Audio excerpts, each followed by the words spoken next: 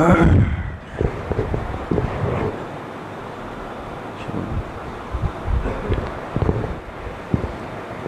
اللہ الرحمن الرحیم۔ مسائل کی مجلس میں بات چل رہی ہے مسائل شتّیٰ، یعنی وہ مختلف مسائل اور معاملات جس کا تعلق ایک مسلمان کی روزمرہ کی زندگی سے۔ اس سلسلے میں مختلف چیزیں آپ حضرات کے سامنے بیان ہوئی۔ پچھلی مجلس میں بات آئی تھی کہ ایک روحانی مسئلہ ہے، روحانی مرض ہے جس کو غصہ کہتے ہیں۔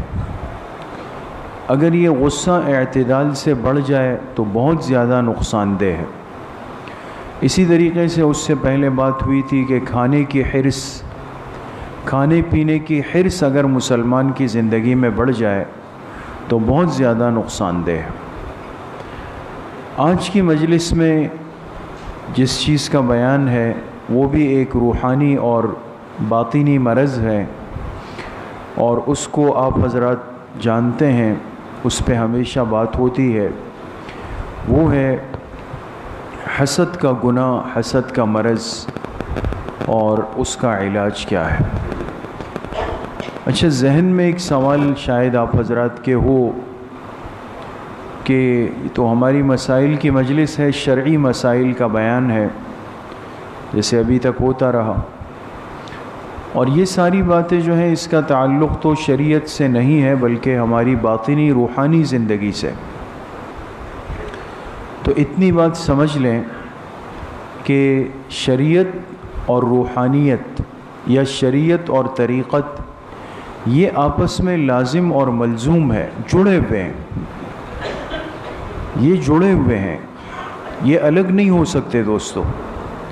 جس طرح ہمارے لیے ضروری ہے کہ ہم نماز کو سیکھیں، وضو کو سیکھیں، غسل کا طریقہ سیکھیں، زکوٰۃ کے مسائل سیکھیں، حج کو سیکھ کر کریں، اسی طریقے سے ہمارے لیے اسی قدر ضروری ہے کہ ہم اپنے اندر سے ان برے عادات کو، افکار کو، اخلاق کو، عادات کو، جس کی وجہ سے ہمارا اندر گندا ہو جائے۔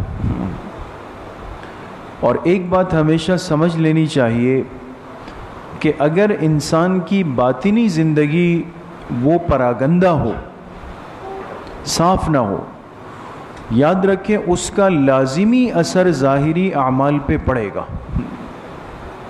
ضرور پڑے گا۔ اس لیے آپ دیکھیں نا، آج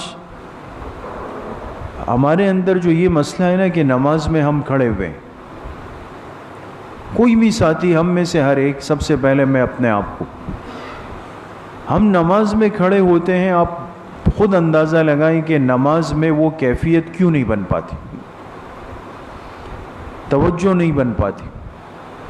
نماز چل رہی ہے لیکن میں کچھ اور سوچ رہا ہوں، کسی پہ غصہ آ رہا ہے، کسی کے بارے میں کوئی منصوبہ بنا رہا ہوں، کسی کو کوئی برا لگ رہا ہے مجھے، یہ ساری ترتیب نماز میں چل رہی ہوتی ہے دوست، بوجھ ہوتا ہے دل دماغ پر، اور آپ اس کو سارے اعمال پر لے جائیں، ہر عمل میں آج انسان ایک بے چینی کے ساتھ چل رہا ہوتا ہے۔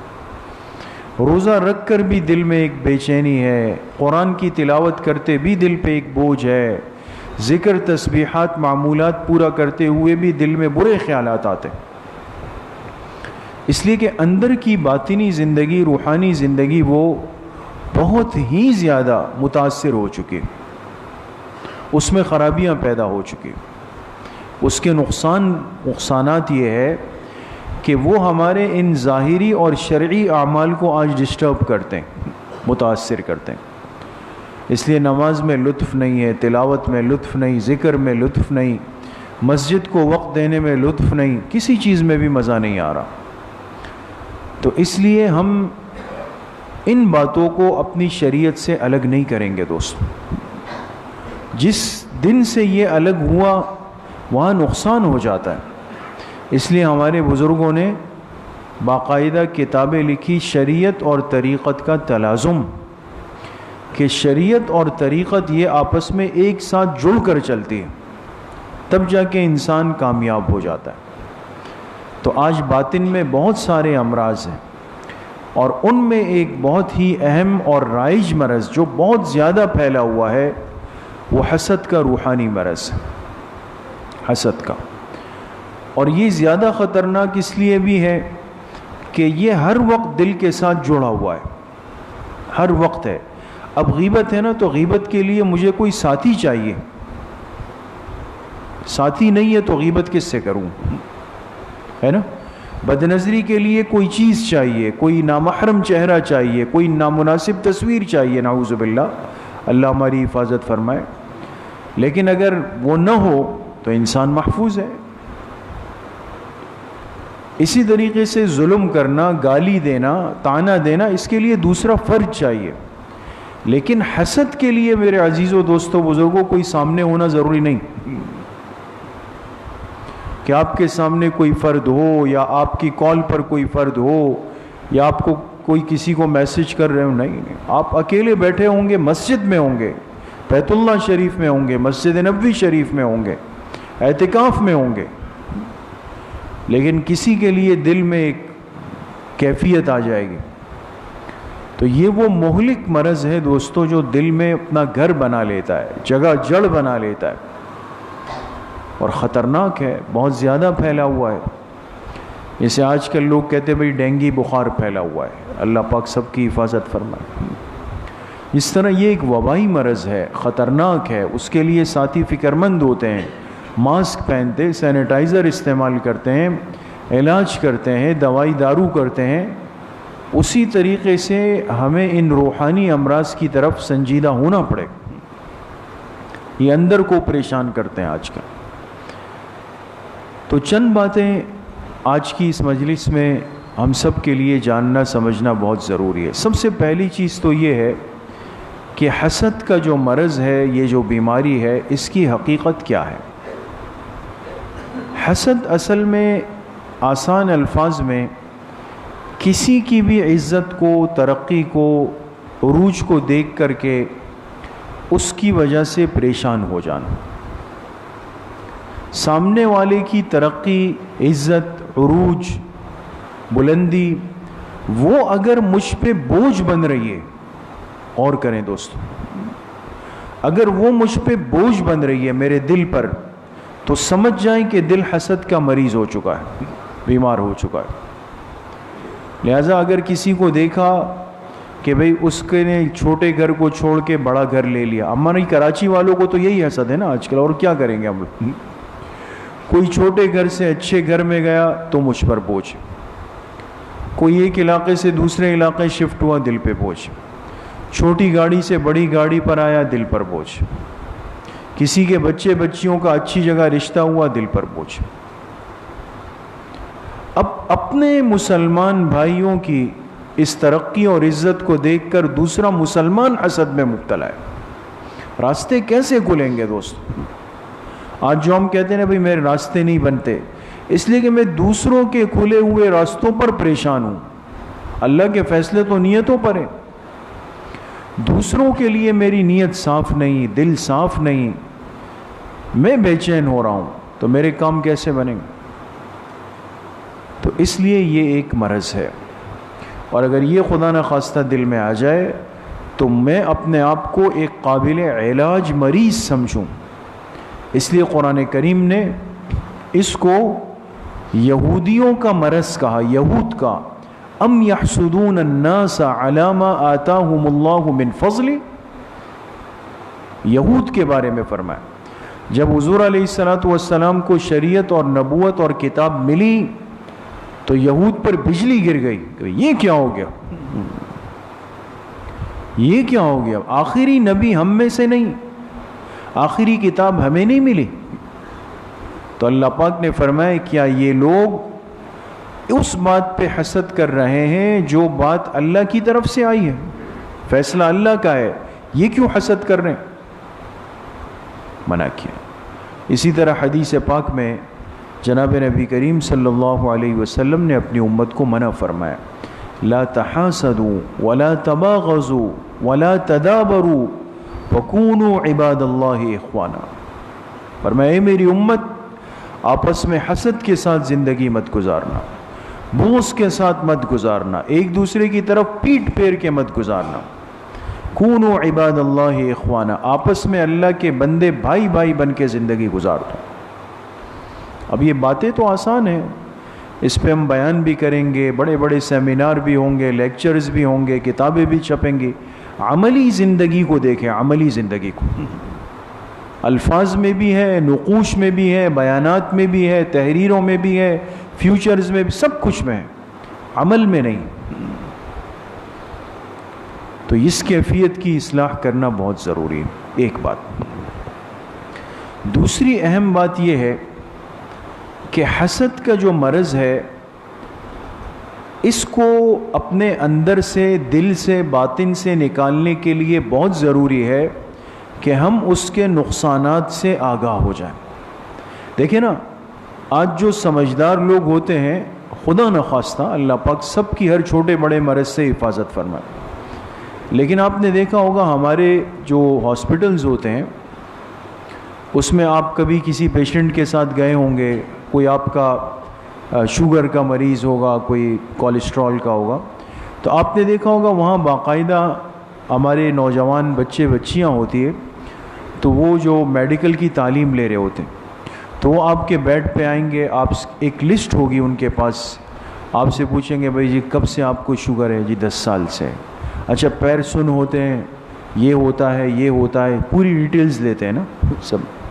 اچھا پھر وہ آپ کو کہیں گے کہ دیکھیں اب آپ نے یہ احتیاط کرنی ہے. کیوں؟ اس لیے کہ اگر نہیں کی تو اس کا یہ نقصان ہو جائے گا، یہ سائیڈ ایفیکٹس ہوں گے، یہ ہوگا، یہ ہوگا، یہ ہوگا. تو سنجیدہ، سمجھدار، سلیم الفطرت مریض ان باتوں کو سنجیدہ لے لیتا ہے، اور گھر جا کے اپنی اہلیہ سے، بچوں سے کہتا ہے بھائی آئندہ میری چائے میں چینی نہیں ہوگی، ہے نا، آئندہ مجھے فلاں باہر کی روٹی نہیں دینا ہے، آئندہ یہ نہیں کرنا ہے. جب نقصانات ذہن میں آ گئے تو علاج کی فکر ہو. اس مرض اور اس بیماری کے نقصانات بڑے خطرناک ہیں دوستو. حسد کے 3 بڑے نقصانات یہاں پر ہمارے علماء نے حدیث کی روشنی میں لکھے. سب سے پہلا نقصان تو فرمایا یہ ہے، سب سے پہلا نقصان کہ حسد کرنے والا یہ تصور کر لے، سوچ لے تھوڑی دیر کے لیے کہ میں کیا کس کام میں لگ گیا، میں تو اللہ کے فیصلے اور تقدیر پر اعتراض کر رہا ہوں. ایسا ہی ہے نا دوستو. اب سامنے والے کو اللہ پاک نے عزت دی تو اس کی ذاتی تو نہیں ہے نا، اللہ پاک کی طرف سے ملی اس کو. تو مجھے اس کی عزت بری لگی، یہ میں کس کے فیصلے پہ اعتراض کروں؟ اللہ تعالیٰ کا. نعوذ باللہ ایسا نہیں. کسی کے مال میں ترقی اور برکت ہو گئی، مجھے برا لگ رہا ہے، تو اس کو تو یہ مال کی ترقی اللہ پاک نے دی. تو سب سے پہلی بات تو دیکھیں، ہم اپنے دل میں یہ استحضار کر لیں، اس بات کو لے آئے کہ میرا سامنے والے کو دیکھ کر مجھے جو برا لگ رہا ہے، میں اب تو اپنے اللہ پاک کی تقدیر پر اعتراض کر رہا ہوں، اللہ کے مقابلے پہ آ رہا ہوں. ایک بات. دوسرا نقصان یہ ہے کہ حسد کرنے والا کس کا نقصان کر رہا؟ ہر وقت اپنے دل کو، اپنے جسم کو بے چینی میں رکھ کر بیٹھا ہوا ہے تو دل بے چین، سونے کے لیے گیا تو دل بے چین، کھانے کے دسترخوان پہ بیٹھا ہے تو دل بے چین، سفر پہ جا رہا ہے تو دل بے چین. میں کس کا برا کر رہا ہوں؟ اپنے آپ کو تکلیف دے رہا ہوں. نہ رات کو نیند آ رہی ہے، نہ صحیح سے کھانا کھایا جا رہا ہے، نہ کسی سے ملاقات صحیح ہو رہی ہے. کیوں؟ اس کی ٹینشن مجھے میرے دماغ کو کھا رہی. تو دل کو سمجھا دیا جائے، انسان بیٹھ کر اپنے دل سے کہے کہ بھائی اپنے آپ کو پریشان کر رہا ہوں، اپنی طاقت کمزور کر رہا ہوں، مجھے اس پر کوئی ٹینشن نہیں لینی چاہیے. تیسرا اہم نقصان یہ ہے کہ ایک مسلمان کو یہ سوچ لینا چاہیے کہ حسد کرنے کی وجہ سے میری نیکیاں میرے ہاتھ سے نکل کر اس سامنے والے کے نامہ اعمال میں جا رہی، میری نیکیاں جا رہی ہیں. اس لیے کہ حدیث پاک میں جناب نبی کریم صلی اللہ علیہ وسلم نے وضاحت فرمائی، ایاکم والحسد فإن الحسد یأکل الحسنات کما تأکل النار الحطب، فرمایا حسد سے بچ کر رہنا، اس لیے کہ حسد نیکیوں کو ایسے کھا لیتی ہیں جیسے آگ خشک لکڑی کو کھا لیتی. تو حسد کی وجہ سے میری نیکیاں جل رہی ہیں، ختم ہو رہی. تو اب عجیب بات یہ کہ حسد کی وجہ سے دل بھی جل رہا ہے، ظاہری جسم میں بھی گرمی ہے اور باطنی طور پہ نیکیاں بھی ہاتھ سے جا رہی ہے. پھر اللہ کی تقدیر پر اعتراض، سراسر میں ہی خسارے میں جا رہا ہے یا نہیں دوستو؟ تو یہ تینوں باتیں ہم سوچیں. ایک تو میں اللہ کی تقدیر پر معترض ہوں، اعتراض کر رہا ہوں. دوسری بات، اپنے جسم کو، دل کو، خون کو، معدے کو، پیٹ کو، اعضاء کو تکلیف دے رہا ہوں، ہر وقت خون جلا رہا ہوں اپنا. تیسری بات یہ کہ اپنی نیکیاں جو بڑی مشکل سے کمائی تھی، آج کل تو نیکی محفوظ کرنا مشکل، جو چند ایک کمائی ہے وہ بھی جا رہی ہے ہاتھ سے. یہ نقصانات ہمارے سامنے آ جائیں تو اب اس کے بعد پھر مرحلہ آئے گا کس کا؟ علاج کا، کہ اب یہ مرض اپنے اندر سے نکالے کیسے. ٹھیک ہے، مجھے سمجھ آ گئی کہ واقعی غلط کر رہا ہوں، لیکن اب وہ مرض بیٹھ گیا تو اب اس کے علاج کا طریقہ کیا ہے، اس کا مرہم کیا ہے، اس کی میڈیسن کیا ہے، دوائی کیا ہے اس کی، یہ سمجھ لیں. اس کے علاج بھی تین ہیں دوستو، جیسے نقصانات تین ہیں نا، علاج بھی تین. سب سے پہلا اور مؤثر علاج، مؤثر یعنی اثر انداز، بہت جلدی اثر کرنے والا علاج یہ ہے کہ میں کیا کروں، مجھ پر جو اللہ کی نعمتیں ہیں اس کو سوچ لوں. یہ تو نقصان اسی لیے ہوتا ہے دوستو کہ ہم فارغ بیٹھ کر دوسروں کی زندگی کو سمجھ رہے ہوتے ہیں، اپنی زندگی سے غافل. اس کی گاڑی نظر آ رہی ہے لیکن اپنے دونوں پیروں کی طاقت نظر نہیں آ رہی. اللہ نے مجھے پیر دیے، ہاتھ دیے، آنکھیں دی، پیٹ دیا، گھر دیا، اولاد دی، رشتے دیے، علم دیا، کاروبار دیا، اتنی نعمتوں سے میری زندگی بھری ہوئی. وہ نہیں سوچیں گے، ہے نا؟ بس وہ ایک آدھ چیز ہوگی اس کو جا کے پکڑ لیں گے اور اس پہ اپنی ساری صلاحیتیں خراب کر دیں. تو سب سے پہلا علاج یہ ہے دوستو، آج ہم اللہ پاک کی نعمتوں کو سوچتے نہیں. کتنی نعمتیں ہیں دوستو، ہر ایک کی چیز کو دیکھ کر اس پہ رال ٹپکانا یہ بڑی نادانی ہے دوستو. یقین کریں کتنے لوگ ایسے ہیں کہ جس پر ہم کہتے ہیں یار کیا آئیڈیل لائف ہے. کسی دن بیٹھ کے ان سے مذاکرہ تو کر لیں، سمجھ آ جائے گا دوستو. کتنے لوگ نیند کو ترستے ہیں دوستو، کتنے لوگ لذیذ کھانوں کو ترس جاتے ہیں، کمی نہیں لیکن ہضم نہیں ہو سکتا. ہم تو کتنے کھانے ایک وقت میں کھا رہے ہیں، شام کو بھی کھا رہے ہیں، رات کو بھی کھا رہے ہیں، باہر بھی کھا رہے ہیں، گھر میں بھی کھا رہے ہیں. جب چاہے جا کے بستر پہ دراز ہو گئے، لیٹ گئے. اللہ پاک نے اچھی بیوی دی ہے، کتنی بڑی نعمت ہے. ساری دنیا ہو لیکن بیوی جو ہے وہ جان کو آ جائے، کیا کریں گے دوستو؟ اولاد نالائق نافرمان نکل آئے، کیا کریں گے؟ ہر وقت اللہ کی نعمتوں کو سوچیں، اس کا استحضار کریں.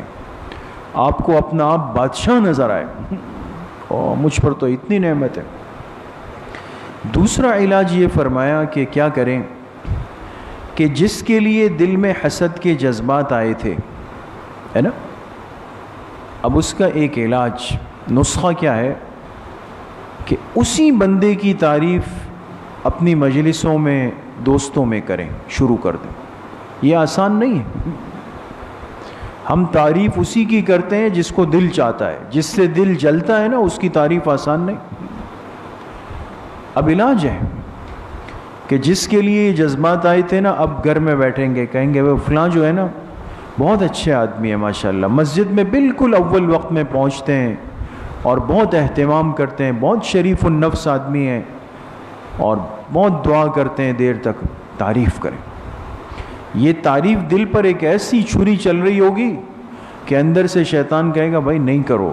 جناب میں تو کرنا ہے، میں نے جرم کیا، میں تو کروں گا. تو تعریف کرنے سے کیا ہوگا، وہ مرض اندر سے نکلتا چلا جائے گا. دو باتیں ہو گئی. تیسری اہم ترین بات کہ جس کے لیے دل میں حسد کے جذبات اور کیفیات آئی تھی اس کے لیے اور برکت کی دعا کریں، اور برکت کی دعا کریں۔ اب ظاہر سی بات ہے کہ اس کی ایک گاڑی ہضم نہیں ہو رہی تھی اور میں کہوں اے اللہ میرے اس فلاں بھائی کو دوسری گاڑی بھی دے دے، اس کو اس سے بڑا گھر دے دے، اس کی اولاد کو اور ترقی دے دے۔ اب یہ دعائیں ہوں گی اس کے لیے۔ ظاہر سی بات ہے کہ انسان دعا اس کے لیے کرتا ہے کہ جس کے لیے انسان خیر خواہ ہوتا ہے، اور خیر خواہی اور حسد ایک ساتھ جمع نہیں ہو سکتے دوست۔ تو علاج بھی ہوگا، اور جب انسان دعا کرے گا تو حدیث پاک میں فرمایا نا، جب بندہ اپنے کسی مسلمان بھائی کے لیے اس کی لا علمی میں، اس کی غیر موجودگی میں جو دعا کرتا ہے تو اللہ کی طرف سے ایک فرشتہ جو ساتھ لگا ہوا ہے وہ کہتا ہے اللہ اس بندے کو پہلے دے دے، اس کو پہلے دے دے۔ تو آپ کسی کے لیے اخلاص کے ساتھ برکت کی دعا کریں گے تو فرشتہ آپ کے لیے پہلے کرے گا۔ میری دعا میں جان ہے یا نہیں، اللہ کے معصوم فرشتے کی دعا تو بڑی جاندار ہے۔ سمجھ میں آ گئی؟ تو انسان اس طرح کرے۔ دیکھیں یہ اصل ایمانی اور انسانی زندگی۔ آج یہ روحانی امراض، یہ باطنی باتیں یہ دل کے اندر اتنی جڑیں بنا چکی ہے کہ یقین کریں بات نہیں ہوتی اور انسان ٹینشن لے کر دن رات گزار رہا ہوتا۔ ٹھیک ہے، کوشش کریں گے انشاءاللہ، اللہ کریم مجھے بھی آپ سب کو صحیح عمل کی توفیق نصیب فرمائے۔ الحمدللہ رب العالمین، والصلاة والسلام علی سید الانبیاء والمرسلین۔